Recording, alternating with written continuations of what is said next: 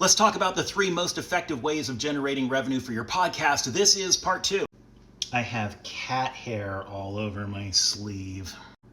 If you don't know me, I'm John Taylor, CEO of the Act 3 agency, where we help founders, coaches, and consultants turn their podcasts into revenue-generating machines.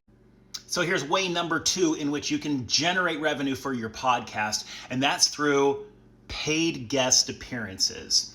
Now, this is a kind of a niche way of doing things, but it's super effective because, again, it's one of those ways of generating revenue that does not require a ton of listeners to get some good money. Basically, what you're doing here is you are offering guests a slot on your podcast, basically in exchange for some kind of goods and services, for money, right? And what you're offering that guest in return is the niche audience that they're looking for.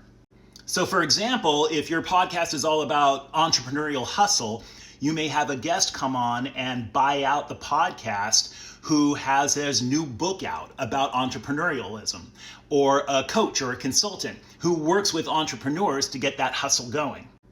Now, when you're reaching out to potential guests for a buyout of your show, it's not always a matter of just finding that perfect guest, that perfect person who will do the buyout.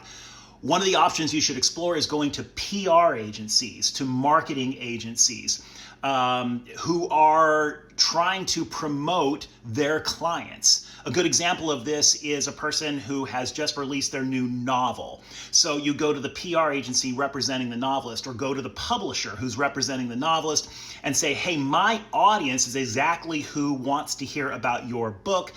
Let's talk about making a deal. Paid guest appearances are also another form of supplemental income, meaning if you're charging $100, $200, $300 to have a guest appear on your podcast, you can still be running programmatic ads and taking cash from that as well. And as I talked about in the last one of this series, same thing applies for sponsorships. You can still have a sponsored podcast, but have guests pay to appear on the show. And again, this is not whoring.